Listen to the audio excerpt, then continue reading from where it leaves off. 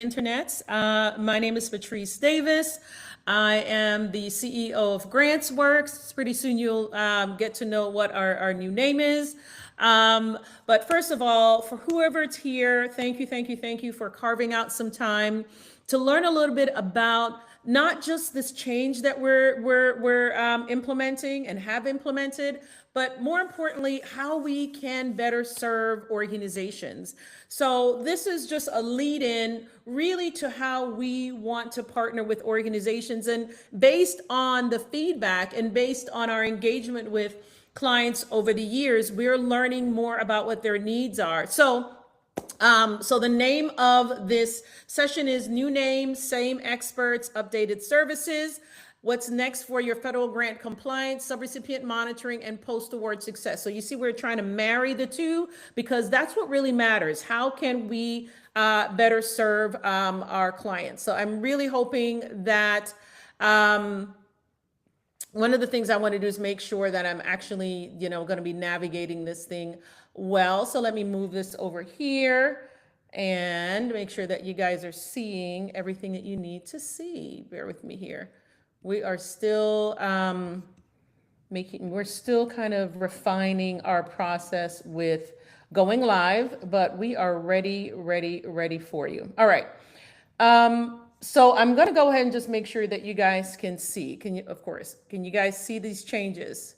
Nope, you cannot see. Bridget, if you can help me figure out how to make sure that I'm actually moving this and that you guys can see the changes as I am doing this, that would be great. Because I'm sliding through, but I'm not seeing the changes on the screen. Let me see how we can do that.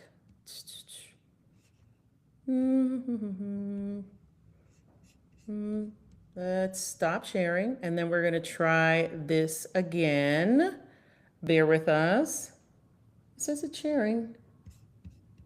Share this tab instead. There we go. All right, awesome. So we're going to keep it small. Let's see if we can expand it and if you guys can see it better. Awesome. All right. So again, my name is Patrice Davis. I am the founder and CEO of GrantWorks. And again, today we're going to be talking about new names, same experts, updated services. More importantly, what's next for your federal grant compliance, subrecipient monitoring, and post-award success. So a little bit about GrantWorks. We always start here because it's important, because we really do see ourselves as our, every organization we serve, we see them as our partner. We're partnering together. We're solving their challenges and identifying customized solutions for them and in partnership with them. We're not coming in and saying, hey, we're the regulatory experts, we're the federal grant management experts, or we're the federal grant writing experts, and here's our solution for you. It is based on learning what their needs are, customizing those needs, and doing it in partnership. So that has never changed. That's always been my goal, and that's the way that we definitely embed our services. So our services help organizations strengthen their gap to compete for grants, secure funding for programs, services, and innovation, and integrate systems-based grant management processes into their operations. And I'm going to go off screen because I really want you guys to focus on what's on screen and not necessarily what's on, what I'm doing. So let me just go ahead and keep it going. Awesome. All right, so a bit about the company. So GrantWorks is, we do have a team with expertise in each area of the grant lifecycle. So you have, folks, you have professionals and grant consultants that work only on the pre-award side. So they do grant research and grant writing. And they may add a little bit of, report writing for once you get the grant. They'll help you write your grant reports. And then you also have specialists that focus on the post-award side of your grants. That's once you actually receive it. We do provide services on the entire life cycle of the grant. So that's from research to writing to grant management to compliance to training, and then specialized services, subrecipient monitoring, and quite a few other services. And then one of the things that we specialize is in developing customized training solutions for our clients. So we've developed training for a federal agency, as I stated here, that is consistently rated 4.7 out of 5 stars by over 900 learners around the world. And we've also created customized training for our clients and went on site and delivered those trainings or provided them online. That's something that we absolutely enjoy doing, and it was actually a bedrock and a foundation of how I intended the business to be structured. And thankfully, that also has been embedded into how we operate. We are an SBA certified woman-owned small business, and one of the things we enjoy doing, as I've just mentioned, is providing clarity and aha moments through in-person and online speaking, training, and podcasts. So I won't go into this list about me, but the only thing I'd like to note here is that I have, it says 18 plus years. I actually started this in 2005. So I actually have 21 years of experience managing federal grants. I started as a part-time government grant manager when my children were growing, when my children were small. I left my marketing career and said, you know what, I really need to find a way to be there for them, but also still work. And so I was able to land a part-time position as a government grant manager for a nonprofit in Atlanta, Georgia.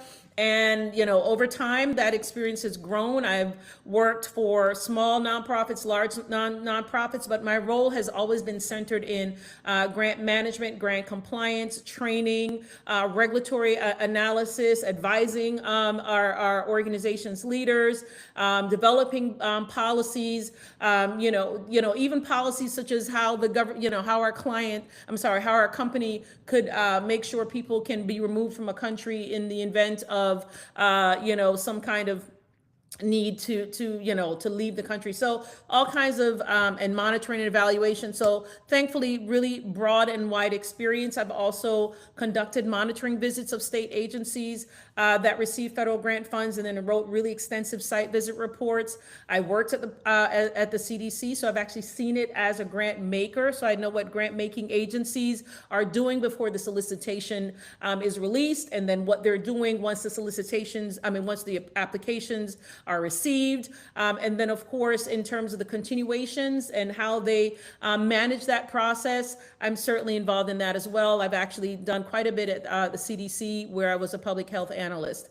And, I've obtained and managed federal grants as a recipient, subrecipient, and pass-through entity. And I'll provide a little bit more insight into my experience later on when I share a little bit more about how we are evolving to better serve organizations. Here, just a few snippet of some of our clients. We do partner with nonprofits, state and local government agencies, businesses. We have worked with a couple of ed tech and med tech firms. So we do try to make sure we provide this service to different kinds of entities. So here's what we're going to cover. We're going to cover recent federal policy changes that impact federal grants. And I've done this presentation last year in 2025, I would probably say 6 times for different audiences. So I've done a deep dive into the federal policy changes. I've actually released multiple podcast episodes on this. So I won't spend a lot of time on this here. We're going to talk about what the GAO says, right? And so the GAO, for those of you who may not know, is the U.S. Government Accountability Office. I believe that's what it stands for. We are going to point out that the compliance gaps still persist. A brief history of grants works. We're going to talk a little bit about some of our client successes, both and the pre on the post-award side, why the name change, and then we're going to talk about that commitment and the updated services, which is what's going to be most important. And then, of course, we're going to talk a bit about subrecipient monitoring. So recent federal policy changes that impact federal grants. Just a brief overview.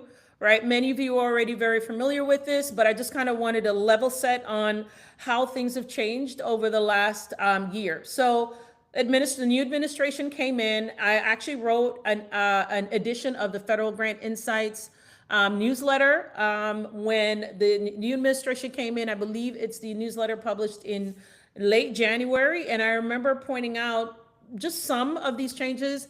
But yes, so we know about there were many, many, many thousands of grants. Grant agreements were that were either pending or actually, active were canceled. We know about those. We know that 60 universities grants and other federal funding were under investigation or canceled, and they're at varying points right now of resolving those. I believe Columbia's already resolved theirs. I believe Harvard University has resolved theirs. I'm not sure about many of the other universities.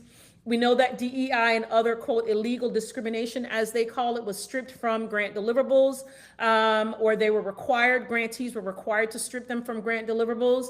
We know that federal officials ordered NIH and other agency staff not to communicate with grantees for some time, I guess, while they were trying to figure out how they were going to roll out some of these policy priorities. We know that, NOFOs, notices of funding opportunities, stopped for some time and then they resumed.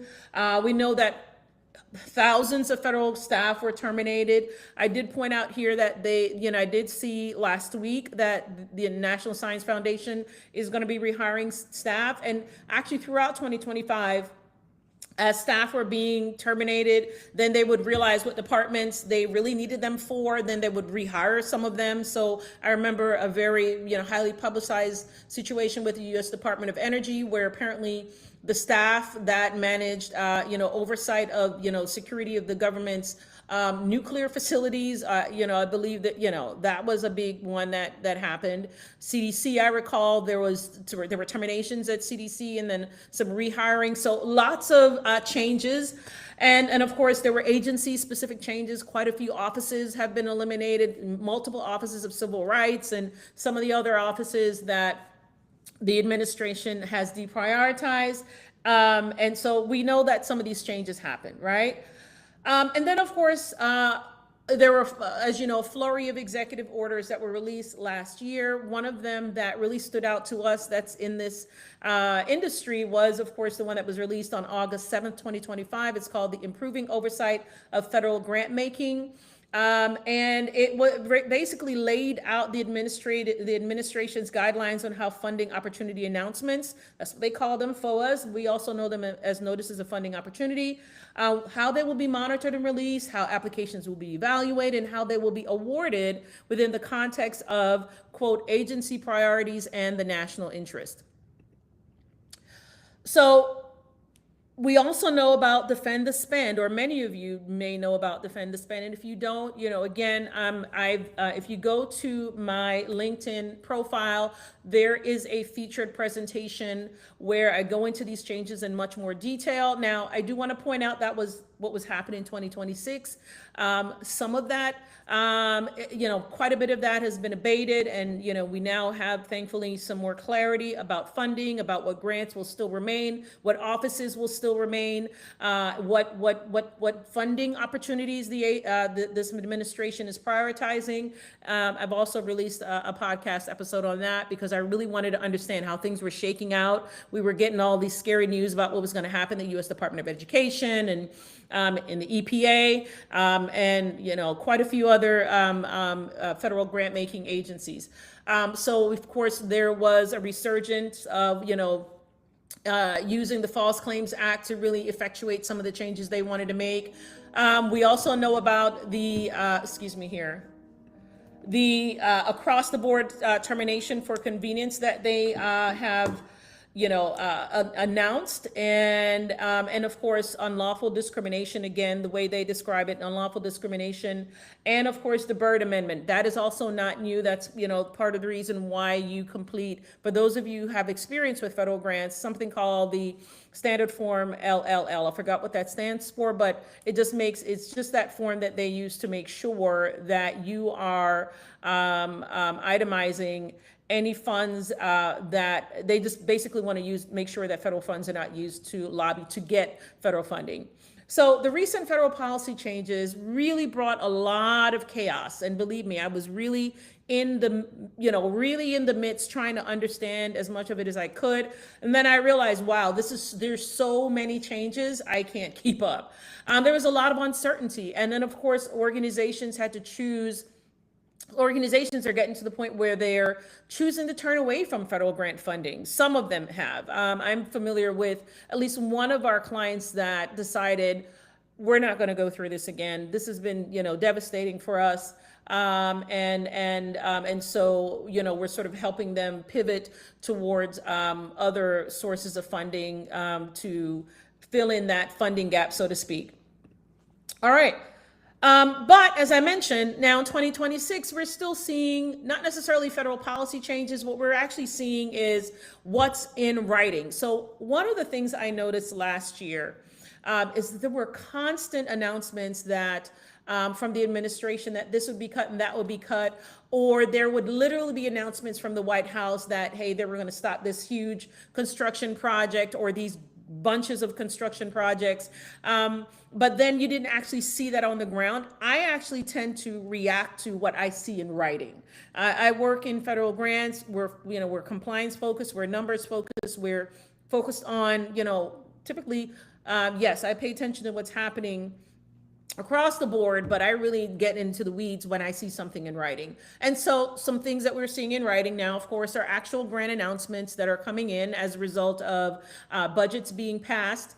And so we're seeing some from the U.S. Department of Health and Human Services.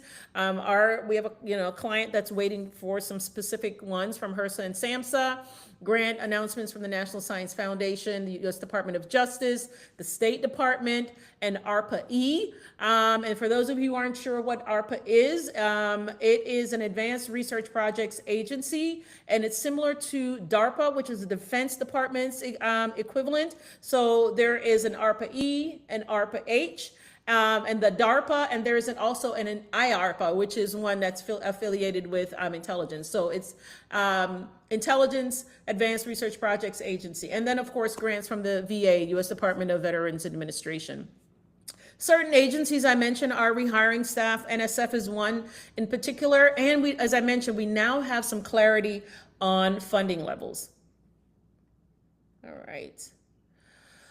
And here's the thing that's important to know. Many organizations either still have or do still pursue federal grant funding, right? The need to support them, these organizations remains. So we still, for those of us, I remember receiving an email from someone saying, and her language, and I definitely understand why she was so upset, was, how relevant is your expertise now when all of these grants are disappearing? She served arts-based organizations, and it was around that time, many, if not many grants from the National Endowment for the Arts and the National Endowment for the Humanities were being terminated left, right, and center. And so, in her world, grants were being canceled across the board, but I knew that there were still, active federal grants. I knew, when I say active, meaning, organizations that had active awards, they were maybe in year 2 of a 3-year award. So I knew that those organizations still had a need for the services that we provide. And as I mentioned before, the compliance gaps persist. So there is a GAO report that came out in March 2025 that analyzed 3,680 single audit findings from 2022 to 2024. So just in case you are here and you're wondering what is a single audit finding, so federal grantees that expend at least $1 million in federal funds must undergo a single audit or program-specific program audit. And so according to that GAO report, there have been issues with the completeness and accuracy of information about these subawards. So if you're a pass-through entity, there are certain responsibilities that you have as a pass-through entity in terms of reporting subawardee data.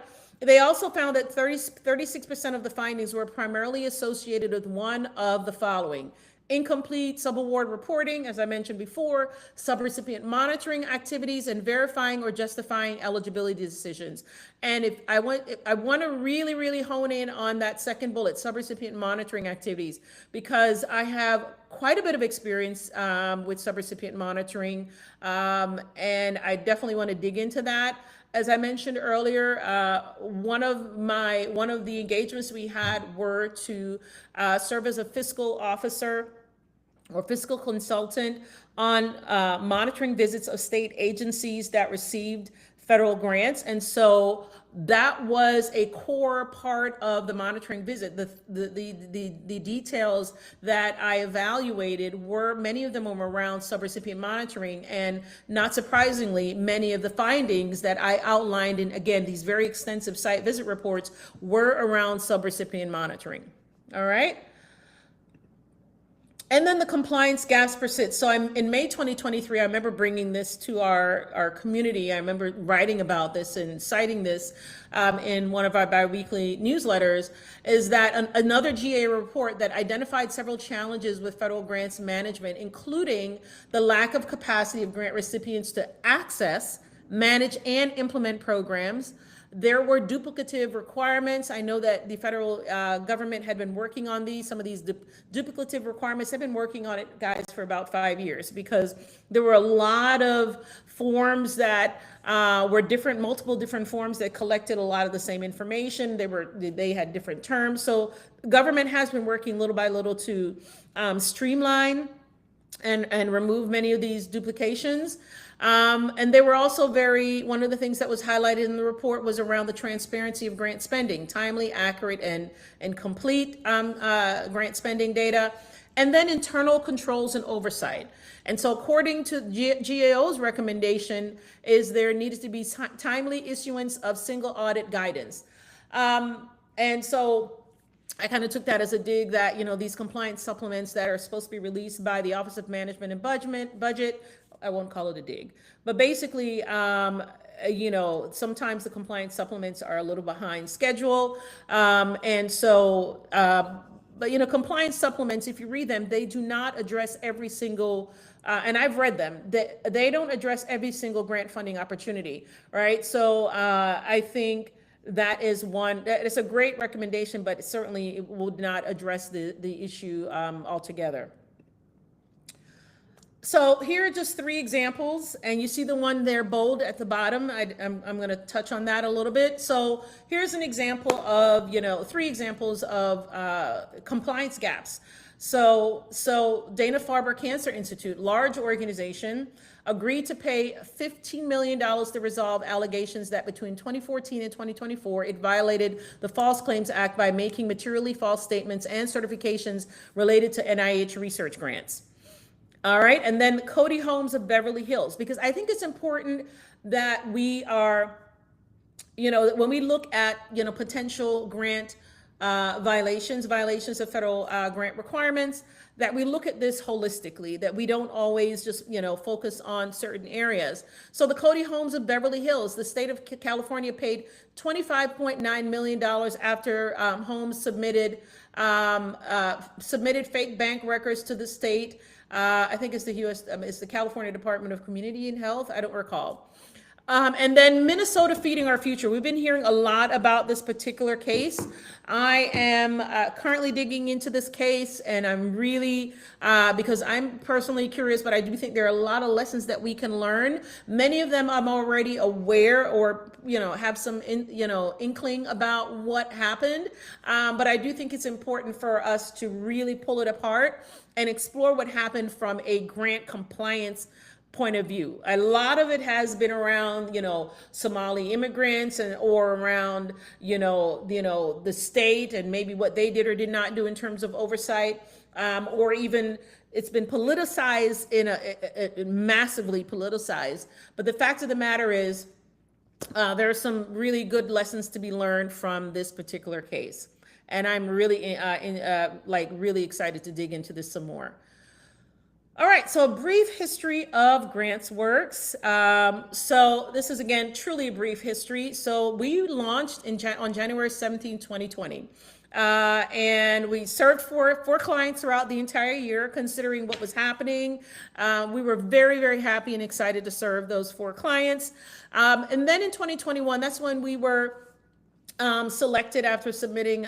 We basically responded to an RFP. Our selection was successful when we were hired to create a federal grant management training series for a federal agency. It was a fantastic experience. And we launched GrantWorks Academy later on in the year. And then we have served clients such as the YMCA of the USA, Fieldtop, which is I believe a UK-based, I don't remember what European, I think it was a UK-based organization. and Main Alliance of Boys and Girls Clubs of America. 2022, we launched the GrantsWorks Insider newsletter. That's a bi-weekly newsletter that we send out with information about, grant announcements. And I'm not speaking of what grants are available, but who's been awarded, federal policy changes, executive orders that impact federal grants. We also do a story in every single edition, a fraud or misuse allegation or conviction story in every single issue, and we're able to actually include one in every single issue, and we do these again on a bi-weekly basis. We then in 2023 launched the Federal Grant Insights LinkedIn newsletter. We had a number of service provider collaborations. We launched Federal Grant IQ training series. And, lots of live speaking, training opportunities. And that's when we decided to start providing pre-award services, grant writing and grant research. I do also want to point out in 2022, we've done, podcasts. And again, that's when we started doing live training and live speaking. So hopefully you're starting to see, a trend in what some of the needs are and how we are adjusting to, again, accommodate those needs. In 2024, one of the things, and we did quite a few things in 2024, we launched the How Effective is Your Grant Management Quiz, and that's been fantastic. We've gotten a lot of good information from that quiz. Once in a few weeks, we're going to put that back up on our new website. And then we launched the Federal Grants Explained podcast in 2025. As things were happening and changes were happening, I really wanted to understand what was happening. I really want to go behind the curtain, look behind the headlines, and that's what that podcast is intended for us to do. Yes, we will talk about compliance issues and some compliance challenges, but I really thought in 2025 we needed to understand, how does, federal grant employees being terminated at the rate they were being terminated. How will that impact how federal grants are released? And we're seeing some changes. We've been seeing changes from, NOFOs being released really late.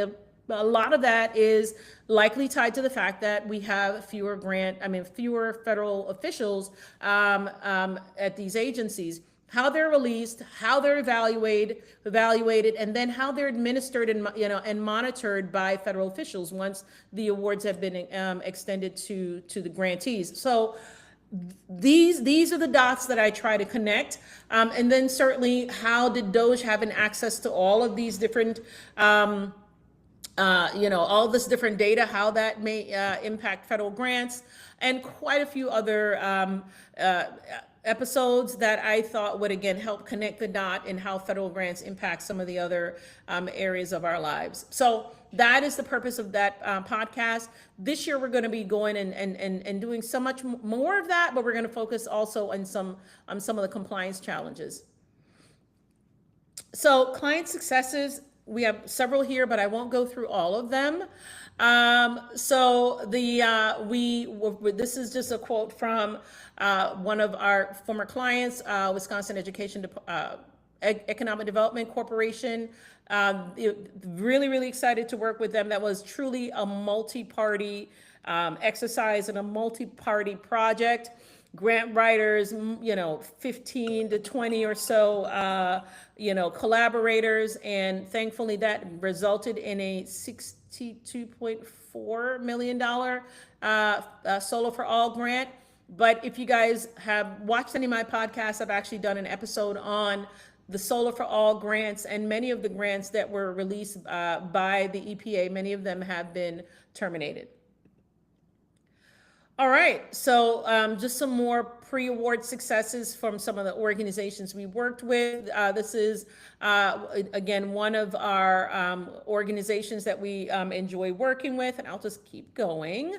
And let's focus now on some post-award successes. This is one of our favorite engagements because probably because the people that were fantastic, all of our clients, thankfully, but with the work that they were doing was so critical. And we just, just really loved supporting their work. It was a really collaborative and cooperative engagement, and we basically were serving as their grant manager. We not only we serve as their grant manager, we manage their subrecipients. We reviewed, their subrecipients' expenses. We provided technical assistance. So when we come in and work with organizations and we manage your grants, we're not just doing superficial work. We're really, again, partnering with you, identifying where the gaps are, in terms of your capacity, and then making sure that we fill in those gaps based on our expertise, based on what we know is necessary to ensure compliance. This is another organization where we served as their grant manager. We helped them with their subrecipient monitoring. Actually, we didn't help them. We implemented the entire subrecipient monitoring process from risk assessment all the way through to some monitoring activities. And this is an organization, also a really fantastic organization that we worked with. We actually conducted a compliance assessment and did some other work for them. And this is an organization that we also worked as their grant manager. Some of the same activities that I spoke about. They had multiple grants, and we worked with a wide, quite a few people within the organization to ensure compliance. Now, we've also worked with CDC Foundation and created a, really strong training program for this organization. And also with the Southwestern Adventist University, we actually went in and provided training, provided grant management services, but yes, went on site, provided some really great training. And as you can see here, they have some wonderful things to say about Nicole, a former employee with us who actually went and conducted the training.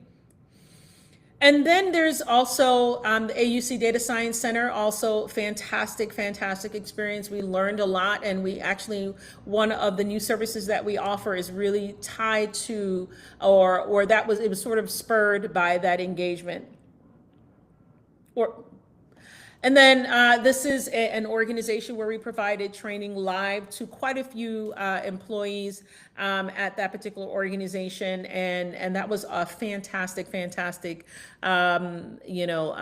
opportunity to work with this organization. So in addition to other services, training was sort of the cherry on top, so to speak. So that was, as you can see here, she was really appreciative of what we were able to do in terms of helping the team have a better understanding of their responsibilities as federal grantees.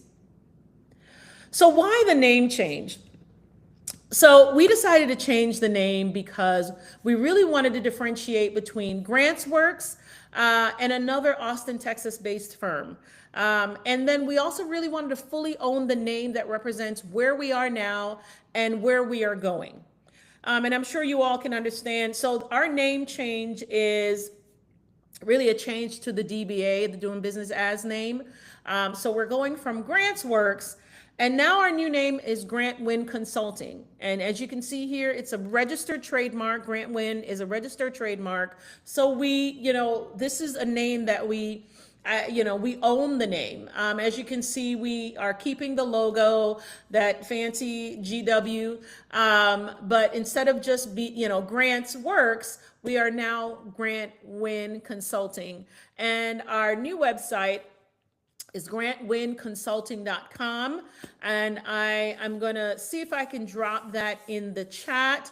But just wanted to make sure you all were aware that is that's us. That's the change that we've been navigating now for several months.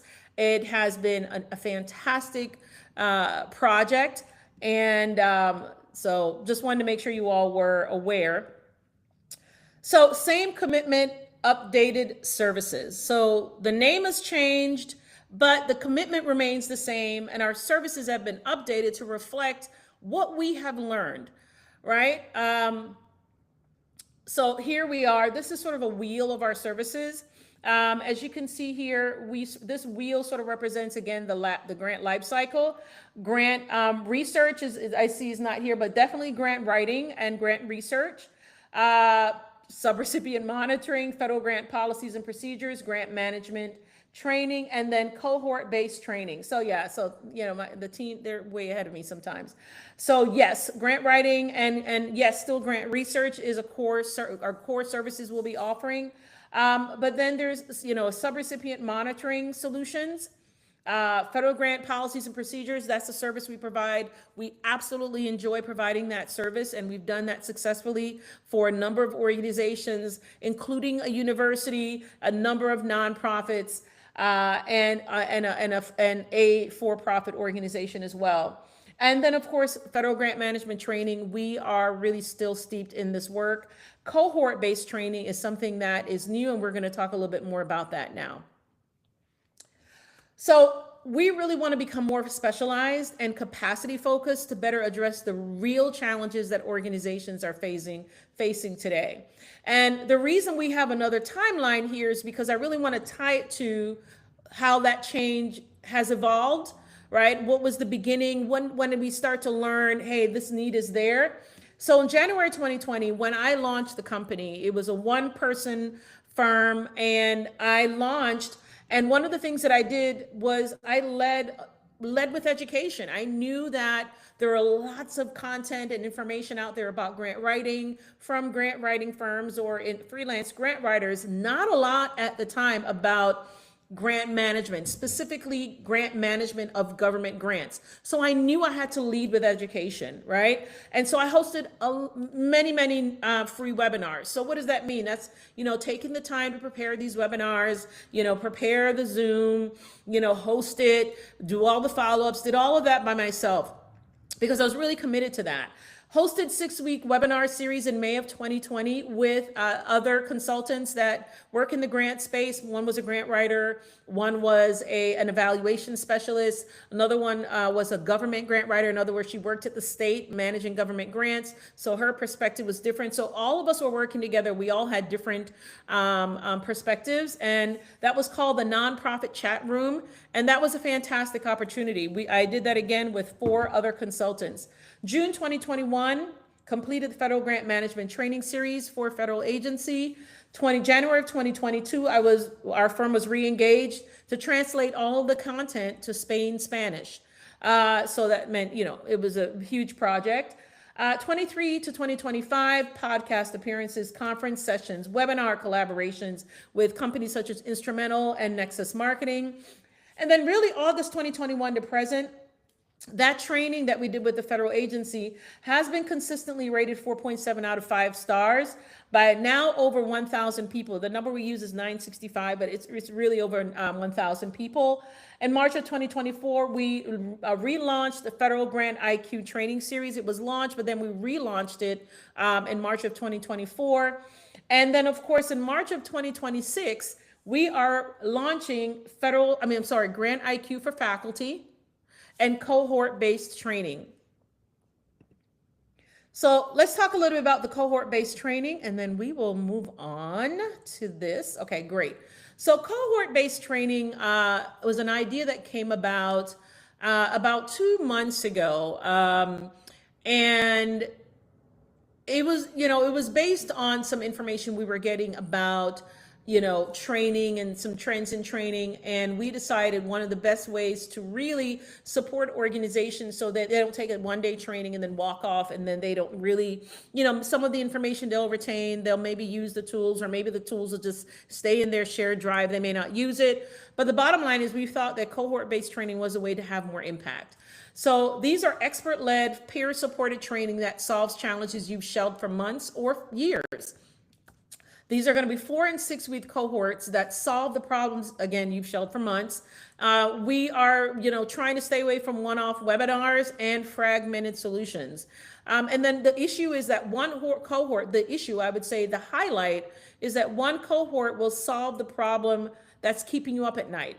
So I've been told by a number of clients, once we've been engaged, we're so happy we hired you because now I can sleep well at night, or now I can stop worrying, or now our team can finally, do this thing the way that we know we need to do it, right? So that's one of the things about when we partner with organizations. We're not just helping them, push more paper. We're not just helping them create a new administrative process. We're not just helping them, integrate some new software or whatever. We're really helping people, right, resolve the challenges that they know can lead to harm to their organization or harm to their funding if it's not done well. And so people are really worried and concerned about that. And so I see it as not just, again, serving as this consultant. We're serving as partners, truly, that are helping, people within these organizations, sleep well at night and relieve their worry about some of these issues. So the first cohort we're going to host starts in just a few weeks. It's called Federal Grant Risk Assessment Best Practices, Evaluating and Monitoring Your Subrecipients and Grant-Funded Contractors. It is a 4-week cohort. You will have instructional materials. We will, of course, bring those to the cohort. You will have assignments. Those assignments are going to result in a new policy or a new process or a revised process, right? So the goal is that you're coming into the cohort with some of those challenges. You will leave the cohort with those challenges abated. We're going to build a compliance subaward together as an exercise. We're going to going to do a group assessment of your existing policy and processes. And then we're going to do a group build of subrecipient monitoring policies and procedures. So you really, after 4 weeks, are going to be able to get a lot done. And it's really going to be worth your time and resource investment. So I'm going to be the facilitator, and I'm going to tell a little bit more about why I'm really well positioned to be the facilitator. Number one, I'm one of about 300 or so certified grant management specialists in the country. I've developed federal grant management training, again, from scratch. So this is a company saying, we have this idea. My solution is, okay, now that you told me what you need, and I know a little bit more about what the organization's needs are, and I know what kinds of grants you typically receive, and I know about the programs that you execute and implement. Now I can actually create a training program for your organization, and I've done that a number of times. We've built and supported implementation of subrecipient monitoring and subrecipient monitoring policies and procedures for numerous clients. Again, served as a fiscal consultant during monitoring visits of state recipients of grants, and subrecipient monitoring was a top finding challenge. And then I managed a team before I started GrantsWorks. I managed a team responsible for oversight of over 1,400 subrecipients of DOJ grants each year, 8 subrecipients of CDC grants, and 5 subrecipients of a National Park Service grant. So quite a bit of experience with subrecipient monitoring. It's a process, right? So we have quite a really extensive experience with this. And I'm a former CDC employee who collaborated with SBIR and other types of research grantees. And in many instances, these research grantees are universities, and they have subawardees that are other universities. And so we, would provide technical assistance, again, limited technical assistance on some of the things that they needed to be aware of. Now, if you're a pass-through entity, what you're going to get is enhanced oversight of your existing subawardees, revised subrecipient monitoring policies and procedures, a compliant subaward. We've seen all manner of subawards. We've seen a one-pager that looked like a memo. I mean, they're getting better, but I remember in 2022, 2023, this was huge when there were billions of dollars in American Rescue Plan Act funds being subawarded by state and local government agencies, and many of the staff were struggling with how to create subawards quickly or just accurately. We're going to do topic-centered learning from me as your facilitator and your peers, less confusion and enhanced collaboration, and of course, reduce risk of related audit findings and subaward cost allowability and adequate documentation guidance. So you get all of this during that 4-week cohort.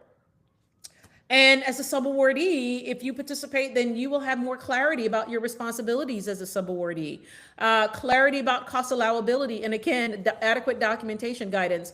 When I, we can bring this stuff to the table and teach these things because, I've done this again since 2005.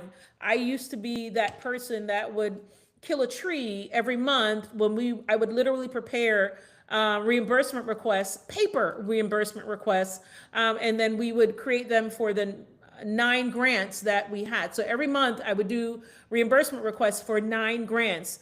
And so lots of tree killing, unfortunately. And all of those grants, we need to be able to provide the adequate documentation. Back then it was just supporting documentation for all of the expenses that we were requesting reimbursements for. So I have quite a bit of experience with adequate documentation. And of course, guidance on prior approvals. Here's some other upcoming cohorts. And so in May, we're going to do the Confidence CIFA, a 4-week cohort to prevent CIFA errors and achieve audit readiness. June 18th, 2026 to July 16th, we're going to now focus on procurement, from procurement risk to audit confidence, a 4-week cohort on defensible grant-funded procurement. And then you can certainly find out more on the new website. I'm going to see if I can drop that in the chat. Let's see. I'm still so used to other tools. I'm going to just tell you guys, again, go to GrantWinConsulting.com. You'll see now a very prominent training menu, and you can just click the cohort-based training submenu, and then you'll be able to learn about all the other cohort-based training that we have planned in 2026. We're actually already, coming up with some topic ideas for the 2027 cohorts. So this is where I will pause. I'll actually stop because I want to see if you guys want to go ahead and subscribe to our newsletter. Again, we have 2 newsletters. We have a bi-weekly email newsletter that we send out to thousands of people who are on our subscription list.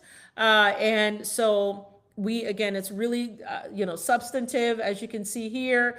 This is just some of the things that we share in our newsletter. We've got a new format that's going to be coming that we'll be sharing in a couple of weeks as well. So definitely subscribe to that. And again, one of our favorite things to do. So scan that, and then you can easily put in your name and email address so that you can, start getting this information from us. So I'm going to stop here and thank all of you who are here or maybe watching us later. I'm not sure who's all out there. But I do want to, again, thank you for taking the time. Either, again, you may be watching this after the fact. I don't know if there are any questions. I see some things in the chat. Maybe they're links. Let's see here. Awesome. Public chat. Let's see what's happening. All right. So it's basically the team dropping the information. Thank you, Takia. I appreciate it. Speaking the wins into existence. Yes, absolutely. Thank you so much. I appreciate it. So this is where you're going to find us now, GrantWinConsulting.com. The site is live. We're going to be making some other tweaks to the website over the next couple of next 1 or 2 weeks or so, but for the most part, it's done, and we've, our team has worked really hard, and they've shown amazing commitment to get us to where we are now. But as you can see, we're really trying to focus in on the training and what we call capability. Capacity, not just capacity development, capability development. So that is our focus. How can we enhance the capability of more people to be able to manage their federal grant dollars more effectively? All right. So thanks again to Takia, always there. So I appreciate it, Takia. And to any of you who watch this later, either on YouTube or on LinkedIn, if you have any questions, reach out to us at, you can definitely click that contact button at the GrantWinConsulting.com website, and we will, respond as quickly as we can. All right. Thank you all. Goodbye.